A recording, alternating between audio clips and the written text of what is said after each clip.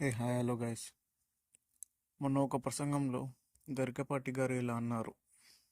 ముఖ్యమైనది చదువు మిథ్యాన్నం అయిపోయింది. చదువు ఎవడికి అక్కల్లా. భోజనంలో గుడ్డెట్టారా, గడిది గుడ్డెట్టారా, అన్నం తినేవాడు కొడుగుడు పెట్టడం ఏంటంటే బుద్ధి ఉందా లేదా? చదువుకోమని లేకపోతే వెళ్ళిపోమని చెప్పండి. కొడుగుడు కోసం వస్తావు నువ్వు.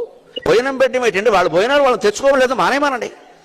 అంటే పిల్లలకు భోజనం పెట్టి పుస్తకాలు ఇచ్చి యూనిఫార్మ్ ఇన్ని ఇస్తే వాడు చదువుతాడా? శోభనం పెళ్లి కొడుకులో మంచం ఎక్కి కూర్చుంటాడు. చూసారు కదా ఏమంటున్నారు. పిల్లలకు మధ్యాహ్న భోజనం ఎందుకు, గుడ్డెందుకు? వద్దు పెట్టకండి, వాడే వస్తే వస్తాడో లేకపోతే లేదు. ఈ మాటలు విన్నాక చాలామందికి కోపం వచ్చింది. అతని అభిమానులకైతే బాధ వేసింది. ఏంటి మా గరికపాటి గారేనా ఇలా మాట్లాడింది అని. చూడండి, గరికపాటి గారికి దేశంలో చాలామంది అభిమానులు ఉన్నారు. అతను టీవీలో ప్రసంగాలు చెప్తుంటే టీవీకి అతుక్కుపోయి చూసేవాళ్ళు చాలామంది ఉన్నారు. కానీ రీసెంట్గా ఈయన చేసిన ఈ వాక్యాలు చాలా కాంట్రవర్సీగా మారాయి. చూడండి, మన దేశంలో రోజు ఎన్నో క్రైమ్స్, రేప్స్, మనీ లాండరింగ్ కేసులు ఎన్నో జరుగుతున్నాయి. వాటి గురించి ఎవడు మాట్లాడడం లేదు. వాటి గురించి వదిలేసి పిల్లలకి గుడ్డు వద్దు, మధ్యాహ్న భోజనం వద్దు అంటే దీని అర్థం ఏంటి? మ్యాక్సిమం గవర్నమెంట్ స్కూళ్ళల్లో పేద ప్రజల పిల్లలే చదువుకుంటారు. రెక్కాడితే కానీ డొక్కాడని పరిస్థితుల్లో ఉంటారు.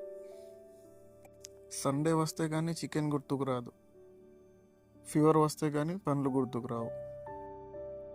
అలాంటి వాళ్ళ పిల్లలకి స్కూల్లోనైనా మంచి ఆహారం పెడితే మీరు అది కూడా వద్దంటున్నారు. పోనీ మీరు పెడతారా? పెట్టరు.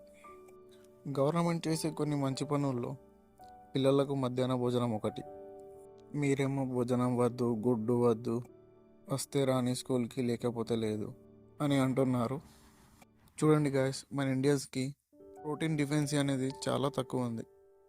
ప్రపంచంలోనే పౌష్టికాహారం తక్కువ తింటున్న దేశాల్లో మన ఇండియా నంబర్ 1 స్థానంలో ఉంది. మీరేమో ఇచ్చే కొద్ది మంచి ఆహారాన్ని కూడా వద్దంటున్నారు. అరే బాబు, దేశంలో ఉన్న సమస్యల గురించి మాట్లాడునరా అంటే సమస్య లేని దాని గురించి మాట్లాడుతున్నారు. పిల్లలకి ఆహారంలో ఎలాంటి ఆహారం పెట్టాలి, పిల్లలకి కల్తీ జరగకుండా ఆహారంలో ఎలా జాగ్రత్తలు తీసుకోవాలి, దాని గురించి మాట్లాడండి.